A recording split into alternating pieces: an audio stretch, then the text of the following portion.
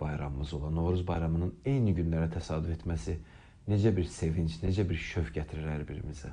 Bəli, həqiqətən də çox böyük bir bayramdır. Bayramlar deyərdim mən, cəm olub burada. Adətən bayramlar özü üç növə bölünür.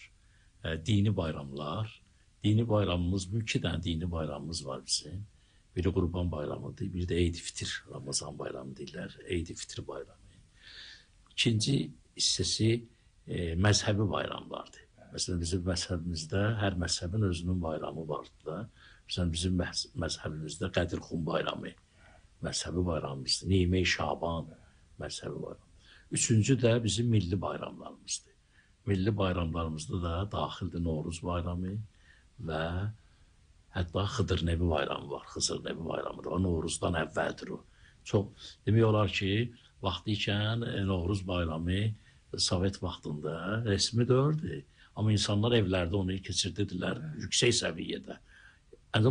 Qadağa da yox idi ki, evlərdə. Amma dövlət tərəfindən resmi dördür. İndi müstəqillik olduğuna görə Novruz bayramı resmi bayramımız olub bizim, milli bayram. Novruz bayramı dini bayram deyil. Amma bir dənə məsələ var, siz yaxşı qeyd edirsiniz. Dini qaydalarla milli qaydalar birləşib bir-birini tamamlamalıdır. O milli ruh, milli yaddaş, milli şuur, milli kimlik bizə daha doğru dinin qanunları ilə uyğun gəlir. Bir-birinə bağlanır. Bir-birinə bağlananda buna deyirlər nurun əlanur. Və bu nöqteyi nəzərdən bizim o hətta unudulmuş hal-hazırda Azərbaycanın Türkiyədə güclü keçirilən Xıdır Nəbi bayramı var. Türkiyədə may ayında keçirilir.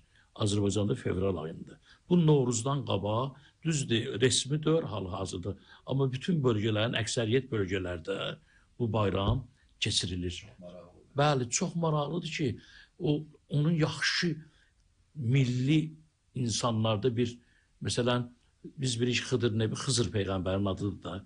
Xızır Peyğəmbərin 124 min Peyğəmbərdən biri Xızır Peyğəmbərdir. Xızır da Xəzradan gəlir. Sözün mənası da yaşıllaşdıran deyil. Artıq bu da bağlanır Novruz bayramına ya. Çünki burada müəyyən bir mənalar var, nüanslar var. Biz evdə kiçik olanda, uşaq olanda nenələrimiz, ağbirçəklər, qocalar deyirdilər ki, Həzrət Əlinin taxta çıxan, Cənab Əlinin taxta çıxan günüdür. O vaxt o qədimdə hamı deyirlər, bunlar avam adamdılar, sonra ki, bu Novruz bayramıdır, 50-yə nə dəxli var bunu filan. Amma elm, texnika inkişaf elədikcə insanlar savad artdıqca hesablayırlar, indi yoxlayırlar. Bu illərin əbcəd hesabı ilə miladının, hicrinin çevriləndə hicri miladı elə o Qədirxum bayramı ki vardı ki, Həzrət Əli təyin olur. O gəlir, düşür miladı ilə düz martın 19-u 20-si günlərinə. Çevrəndə, hesablayanda.